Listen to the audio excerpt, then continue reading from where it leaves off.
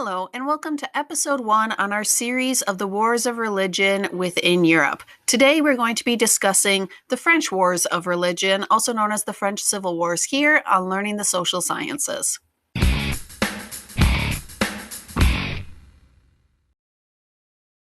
Starting off, let's go for a background in terms of what is going on in France. Their population is rising between the 15th century and 1570. They're having more land under cultivation, which means more food, and so people are living longer. We have prices going up, but that's not necessarily good for the peasantry. Why? Well, the purchasing power is going down. However, for the nobles, they're totally fine and they can continue to afford whatever they need. Now, in terms of the king and taxes, if the king decides to go to war, he may ask the nobles for loans to be able to pay for it, or they're probably actually going to say no. Or he can increase the taxes on the peasantry, which is usually what happened. And so again, the pocketbooks of the peasants is hit. Furthermore, the peasants have to always pay their tithe to the church, in a way, a church tax. But Protestantism is growing within France. So is the movement of people who want to stop the Protestant Reformation. And this is going to what leads to the conflict. We also have during this time period people who are trying to kind of balance the sides, people known as politiques. A politique is a ruler who urged tolerance and moderation, and they basically became indifferent to the kind of religious struggles of the era. Elizabeth I would be a great example of a successful politique. And somebody in France, we can talk about Henry IV, but we're not there yet. We will talk about him. Now, a French Protestant is known as a Huguenot or Huguenot, depends on how you want to pronounce it. In France, we are having roughly 40%, that's a big percent of the nobility converting to Protestantism. That is a big number.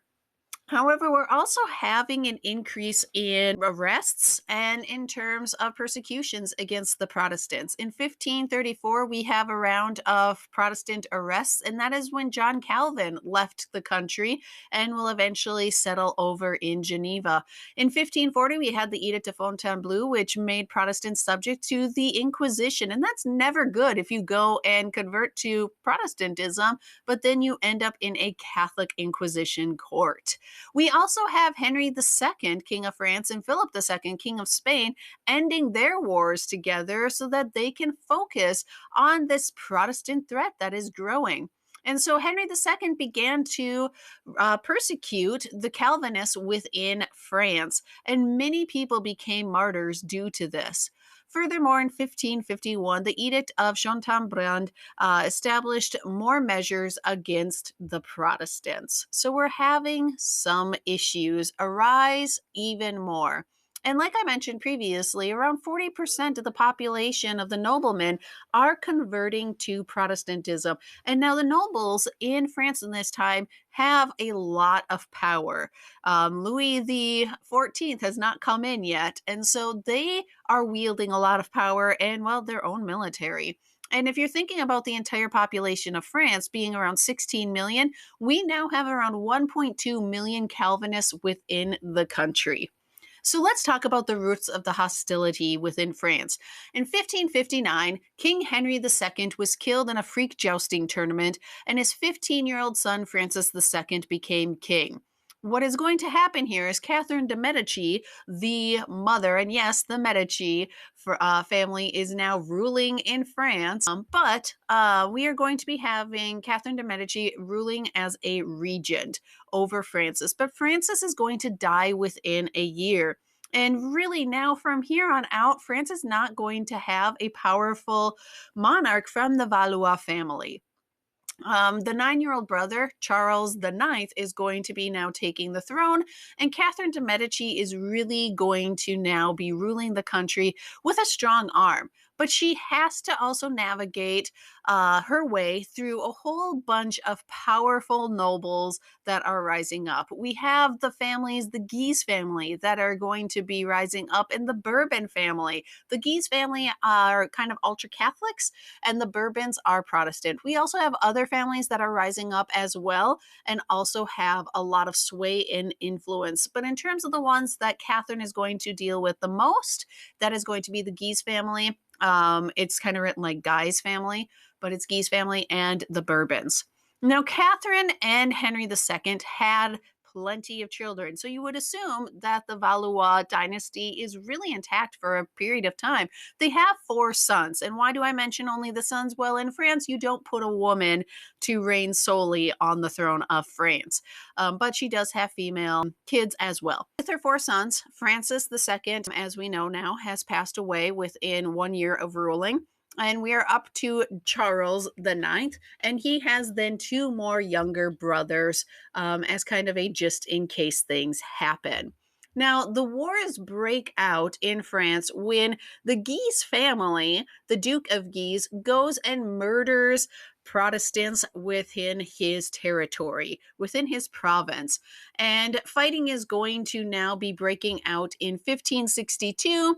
And Catherine is going to constantly try to be negotiating between the French Protestants and between the Guise family and others to bring in peace.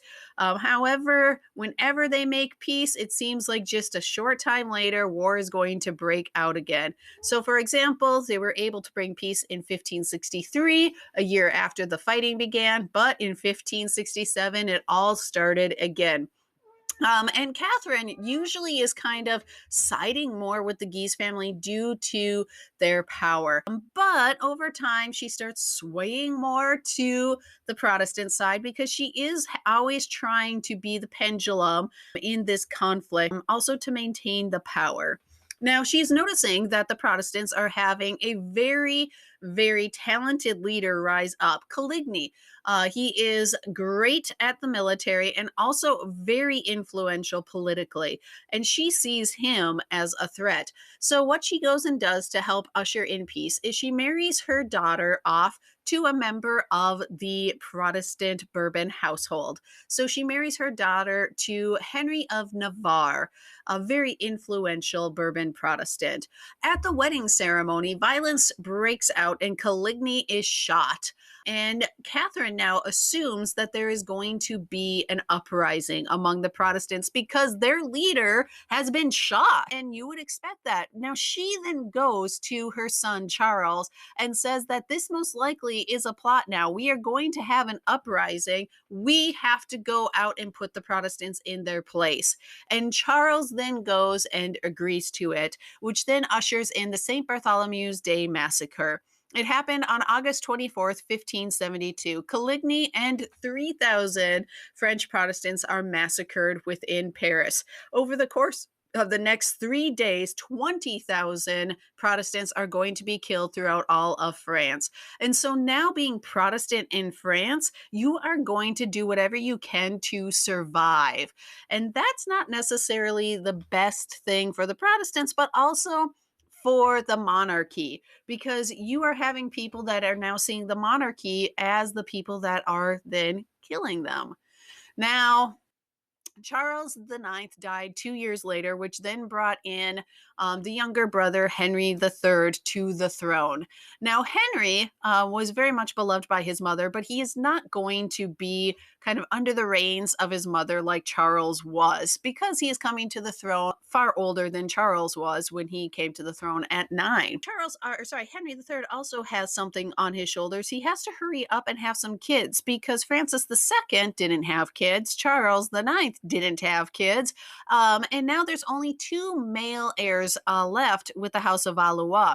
However, we're not probably going to maybe get an heir from Henry III because he is gay. We do have many monarchs in the history of Europe who are gay, who still go and create an heir for the family line to continue on, but we also have some that don't. Now, Henry is going to, though, rule and tried to handle the religious problems within his country. But he also has other issues because poor harvests are now starting to really cause problems within France.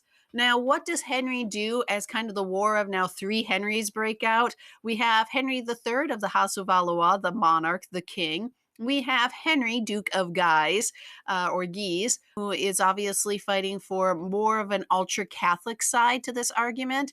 And we have Henry of Navarre, the brother in law of the king, who is of the House of Bourbon. Yes, he is the one who married King Henry III's sister, the one that Catherine set up. So, what does Henry III do eventually to try to end this conflict? He has Henry of the House of Guise assassinated by one of his bodyguards. And yes, that does reduce the power of the House of Guise, but it does also make Catholics angry at their Catholic monarch. And eventually, then Henry III himself is going to be assassinated. Now, that is a bad thing. But what is bad on top of it is actually Henry III's younger brother died before that, which means Henry III was the last of the Valois family for a male. Like I said, they do not put females on the throne. So this is a problem because who is now coming up and taking the throne of France? Henry of Navarre of the House of Bourbon. In other words, a Protestant now is going to be sitting on the throne of France. And to the Catholics, they see this almost like a nightmare. And so they are going to rise up and join in with this item that is called the Catholic League, sponsored by Spain. It is a group that is going out and driving out Protestants and going out in open revolt against Henry. And they started technically during the reign of Henry III, but now they definitely are kind of enraged over the situation. So the Catholic League did not accept Henry of Navarre coming to the throne, and they instead said, okay, fine, the House of Bourbon can come to the throne, but we want this cardinal, this Catholic cardinal, Cardinal de Bourbon, to come to the throne. And of course, that is not followed. And so fighting continues on with the Spanish aiding the Catholic League from 1590 to 1598. However, Henry IV is going to do something in 1593, which is kind of shocking. He goes and converts to Catholicism and says Paris is worth a mass. What is he doing? He is bringing peace to his country and pulling out a true politique move. He is going out and putting his country's peace, his country's stability in front of his own personal choices for religion. And he is going and converting to Catholicism. Now, whether or not he is really authentic, you can debate that. However, he is going to raise his children as Catholics. And so France is going to remain a Catholic nation for generations. Now, this does not outright end the wars of religion. As I said, it's going to continue until 1598, but it does bring a lot of stability in a time period where France is suffering because of the economic damage caused by years of warfare, poor harvests, and famine. In 1598, King Henry IV went and passed the Edict of Nantes. This guaranteed religious rights to the French Protestants, the Huguenots. Now, it did not grant religious freedom for all within France, but it allowed them to practice freely in all districts except for Paris. Don't go and practice in Paris. And so the hostilities are going to be brought down to the point where we no longer have any outright fighting. However, it is not going to actually solve all of the religious problems that are within France at this point in time. One can see that for the fact that a Catholic fanatic is actually going to go and assassinate King Henry IV in 1610. However, he did have heirs to the throne, and the Bourbon family is going to be in charge of France for generations to come. This was episode 1 on the wars of religion in Europe. If you have any questions or comments, please leave them below, and always remember to like and subscribe. Bye-bye.